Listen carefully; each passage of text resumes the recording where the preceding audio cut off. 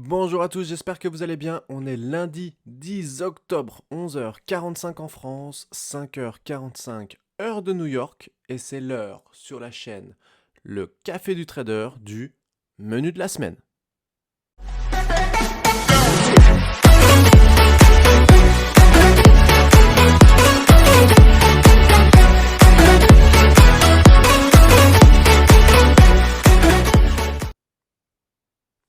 Alors du coup, aujourd'hui, au menu, un peu comme d'habitude, du contrat S&P, un peu de dollars et un peu d'euro-dollar. La semaine dernière, on a eu une semaine NFP, donc du coup avec pas mal de mouvements, on s'attendait à certaines choses, ça s'est pas exactement réalisé une nouvelle fois comme on l'avait anticipé. En même temps, on n'a pas une boule de cristal, donc c'est pas étonnant non plus. Mais le biais de la semaine a quand même été respecté. Le haut de la semaine, on avait dit mardi, ça s'est produit mercredi. Enfin, on est toujours quand même relativement proche de ce qui se passe réellement. Donc ça, c'est plutôt quelque chose de super intéressant. On va en profiter du coup, vu qu'on a un peu plus de temps cette semaine. On va déjà regarder le calendrier de la semaine. Donc on voit qu'aujourd'hui, ça va être calme. Demain, à chaque fois en parlant plutôt de l'USD, du dollar, demain, ça va être de nouveau relativement calme. On a juste des membres FOMC là, qui vont avoir un petit discours. Sur l'euro, on n'a rien non plus avant 9h30 avec le discours de Lagarde mercredi. Sur le dollar, ça va bouger un petit peu plus à partir de mercredi, beaucoup plus sur la fin de semaine, jeudi et vendredi. Donc ça va beaucoup nous intéresser. Et en plus, on voit aussi qu'il y a le G20, il y a 2 jours de G20 à l'intérieur. Est-ce que ça va modifier des choses ou non? Ça, on le verra bien au fur et à mesure. Mais ce qui nous importe vraiment, on voit que l'USD est bien représenté avec en plus des annonces à fort impact jeudi et vendredi. Donc, on garde ça vraiment en tête. Et pour ceux qui font aussi un peu du Forex, attention, samedi, on a encore des discours. Donc, sur le GBP et sur l'USD aussi. Donc ça, typiquement, c'est des choses qui peuvent créer des gaps d'ouverture sur le GBP, sur l'USD, et forcément, vu qu'il y a l'USD, sur les paires aussi corrélées, euro-USD, et ainsi de suite. Donc pour ceux qui font on va dire, pas du swing, ils devraient être moins impactés, mais ceux qui font un peu de day trading ou intraday et qui vont garder des positions vendredi pour voir ce qui se passe, je sais pas si c'est la bonne idée. Voilà, je dis ça. Maintenant, à vous de voir, bien sûr, vous êtes grand. Et une nouvelle fois, ce n'est en rien un conseil d'investissement ou un conseil de gestion. D'accord? Je vous donne simplement mon avis. Moi, ça serait moi. Enfin, moi, je sais que vendredi, je le ferai pas. Par exemple, je ne garderai aucune position à la fermeture. Donc, donc ça, c'est le début. On est en weekly. Ça, c'est le début de cette semaine. Donc voilà, la semaine dernière, un petit peu, ce qui s'est passé. Donc on le voit ici. Donc on a eu une nouvelle fois le fameux puissance 3. Donc on a ouvert ici. On a eu un petit peu de décote dans un premier temps. Une grande mèche. On a vu tout ce qui s'était passé sur le début de semaine. Donc début de semaine, on est monté très haut, puis on est redescendu, c'est même là qu'on a refait cette fameuse mèche un petit peu plus basse.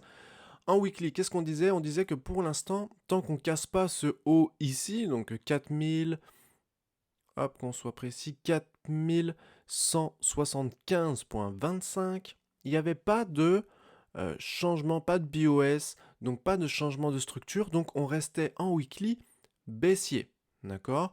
On a vu que on avait ce fair value gap là ici. Et d'ailleurs, chose très intéressante, et qui va dans le sens de notre biais, si on prend, hop, voilà, on voit on est venu sur la zone, on est venu ici sur la zone un petit peu au-dessus des 50%, d'accord? Donc on est bien revenu premium pour ensuite partir à la baisse. Donc ça, super intéressant, parce que du coup, on n'a pas comblé, donc là, on reste vraiment sur notre idée de biais baissier. D'accord? On l'avait évoqué un petit peu la dernière fois, la semaine dernière. Maintenant, en daily, donc ça, c'était les 50% du mouvement weekly, donc on n'est pas retourné le chercher, nous, on s'est concentré vraiment, ce que je vous disais, c'était sur le fair value gap. D'accord? Maintenant, en daily, donc ça c'est aujourd'hui, donc qu'est-ce qui s'est passé? Ouverture des marchés, on est parti du coup chercher cette zone-là, on l'avait évoqué, donc le fameux void de liquidité. Donc on l'a travaillé plusieurs fois, une fois à la hausse, à la baisse, et encore un petit peu dans les deux sens ici. Là, on avait évoqué ici, en fin de semaine, la semaine dernière, on avait évoqué ce fameux ici potentiel BOS, d'accord, qu'on avait bien recontacté ici. On va remettre les bonnes couleurs quand même. Donc on était bien venu le contacter mardi dessus, on avait corrigé, mais mercredi en fait on est venu former un swing high ici, d'accord. Donc du coup, quand on reprend aussi donc l'intégralité là du mouvement en daily, si on reprend le haut ici et le bas ici, on voit bien qu'on est revenu une nouvelle fois dans la zone premium pour ensuite continuer à la baisse. C'était le sens de notre biais. On est toujours aussi haut, bas, haut, bas, haut, bas, haut, bas. Alors on peut compter celui-ci du coup, donc bas, haut, et du coup on est toujours dans ce sens baissier. J'ai enlevé un truc qu'il fallait pas là, je crois. Voilà. Donc du coup, maintenant pour cette semaine, ce qui va nous intéresser, c'est qu'on voit qu'on a pas mal de liquidités ici, là en dessous. Donc venir chercher probablement ceci. On voit aussi qu'on a créé là un fair value gap. Alors on est en train de le créer ici entre jeudi et aujourd'hui, donc selon la clôture d'aujourd'hui. Mais au vu du calendrier, ça serait quand même très étonnant qu'on ait une grosse mèche à la hausse ici, voire une grosse clôture à la hausse ici. D'accord. On a pas mal de mouvements en dessous. Alors là, on va plutôt parler moyen, long terme. On voit que les zones sont quand même proches, mais assez éloignées aussi. Donc qu'est-ce qu'on a? Regardez ici, en weekly une nouvelle fois, on a un vide ici de liquidité, le même qu'on avait en daily la semaine dernière, où on disait qu'on allait certainement aller le travailler. Ça semble quand même être une zone très très intéressante là à moyen long terme, donc entre 3500 et 3525 grosso modo. Ça semble être une zone très intéressante à aller travailler. On voit aussi qu'en dessous, du coup, on a un fair value gap ici, d'accord. Ça on ira le voir juste après. Et encore un peu plus en dessous, on a de la liquidité là qui n'a pas encore été prise, d'accord.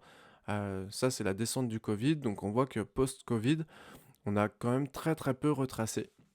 Donc ça c'est en weekly, et en daily, on va aller sur la zone qui nous intéresse. Donc ici c'est le fameux void de liquidité. Donc c'est le rectangle, hein. Il est un tout petit peu plus court en daily, mais du coup voilà, on a ce void de liquidité aussi en daily. Et on en a de nouveau un petit peu en dessous, c'est le rectangle où je vous disais qu'on allait le voir à l'instant. Donc de nouveau ici avec un fair value gap encore en dessous. Donc ça semble être des zones encore relativement intéressantes. On est baissier, donc tout ça, ça pourrait être des zones intéressantes à venir travailler. Donc grosso modo jusqu'au 3430, voire peut-être aller contacter pourquoi pas un 3400 et après commencer à retravailler un petit peu à la hausse. On n'en est pas là. On va le faire jour par jour, semaine par semaine. Dans un premier temps, je pense vraiment qu'il serait intéressant d'aller prendre cette liquidité ici et pourquoi pas de venir travailler ce void qui est un void, une nouvelle fois, un void weekly. D'accord? Donc ça, assez intéressant à garder un petit peu en tête. On va rentrer un tout petit peu plus que d'habitude, on va même rentrer en H4. Donc là, on voit que c'est toutes les, les jours précédents. On va supprimer ça, que ça soit un peu plus visible. Voilà. Donc on voit que, alors oui, il y a eu un BOS, il y en a même eu un petit peu avant, après, sur le H4, on va l'enlever. Voilà, donc il y avait eu BOS, mais on est venu chercher la liquidité en haut, et qu'est-ce qui s'est passé? De nouveau, on est venu casser ici le swing low H4 à la baisse. Donc là, si on peut voir, on a bien prise de liquidité ici, d'accord. Oh là là. Hop, voilà. Soyons précis. Donc prise de liquidité ici, on casse le swing low.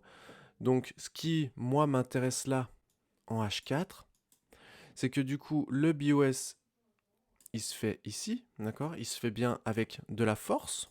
Hein, on le voit très très bien ici. Donc on a un fair value gap. Alors on va réduire lui. Voilà. Donc on a le fair value gap qui est déjà tracé ici.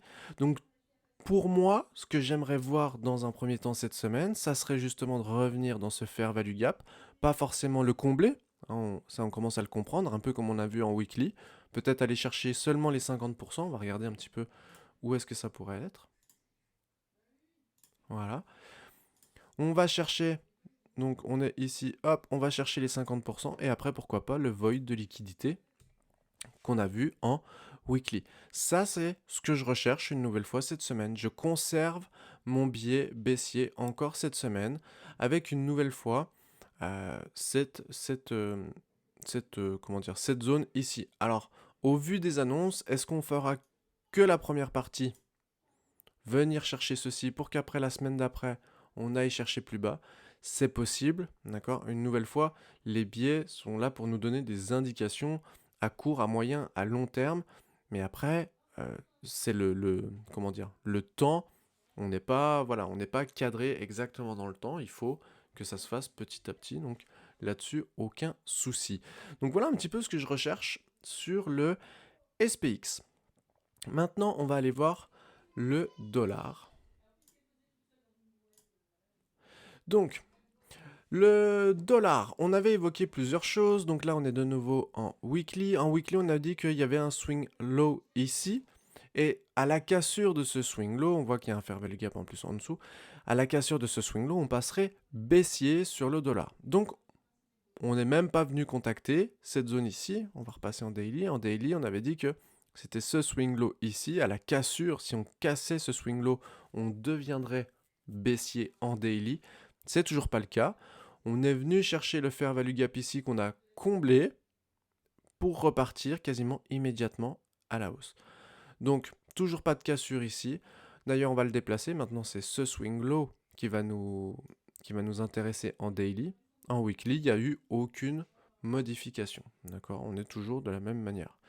On avait un très beau, en weekly, on avait un très beau fair value gap ici, qui a été entièrement comblé. Et on l'a comblé jusqu'à, en fait, revenir dans cet order block ici. D'accord? Donc très bien, on est venu contacter cet order block et on repasse progressivement à la hausse. On l'avait évoqué aussi. Notre biais la semaine dernière était aussi haussier sur le dollar. Et on a une zone ici qui nous intéresse, qui est une zone à long terme, mais une zone voilà, où on aimerait bien revenir prendre la liquidité côté achat ici pour ensuite passer à la vente, où là de nouveau on aura beaucoup de zones de liquidité à venir combler. En daily,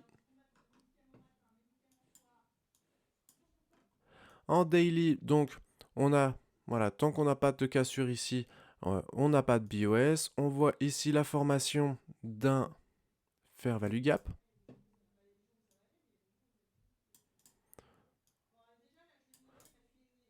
Alors, hop, qu'on arrive à être plus précis, voilà. Donc, on a un fair value gap ici, donc rien ne nous empêche de venir le contacter pour repartir à la hausse, bien sûr. Voilà un petit peu ce qu'on a sur le dollar. On va passer rapidement sur l'euro-dollar. Et sur l'euro-dollar, ce qui va aussi nous intéresser, c'est que du coup, on est bien venu combler ce fair value gap ici. Chose super intéressante en weekly. Toujours. Qu'est-ce qu'on a fait? On a un order block ici. Qu'est-ce qu'on est venu faire? On est venu... J'aime pas trop tracer. Je préfère tracer comme ça. Hop. On est venu... Pardon, il est ici. Pile sur la zone des 50% de l'order block. D'accord? On ne l'a pas dépassé. Donc ça, une nouvelle fois, c'est des signaux qui nous montrent, et la clôture est bien en dessous, c'est des signaux qui nous montrent que le biais baissier semble perdurer, d'accord? Semble parti pour continuer encore un petit peu. Donc ici, on avait le swing low, on a formé un swing high. On est en train, selon, voilà, alors là on est en weekly, selon la semaine qui va arriver, mais il semble quand même plutôt intéressant qu'on continue de descendre, ce qui irait dans le sens si le dollar, lui, monte, l'euro-dollar, lui, va baisser.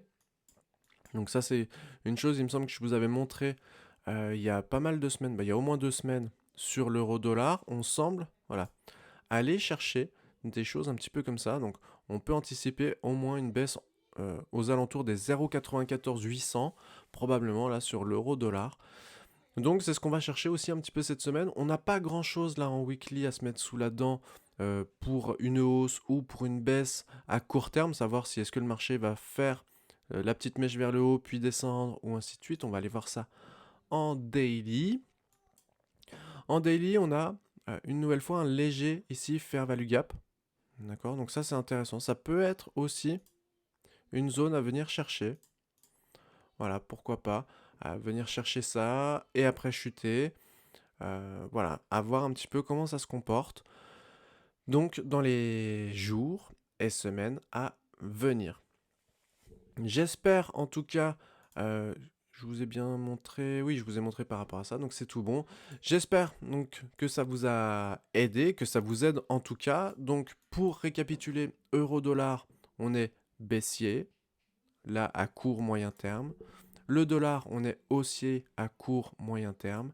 Et sur les indices US, on est aussi baissier à court moyen terme. C'est tout pour moi aujourd'hui. On se retrouve un petit peu plus tard dans la semaine pour des JT et les vidéos éducatives. À très vite.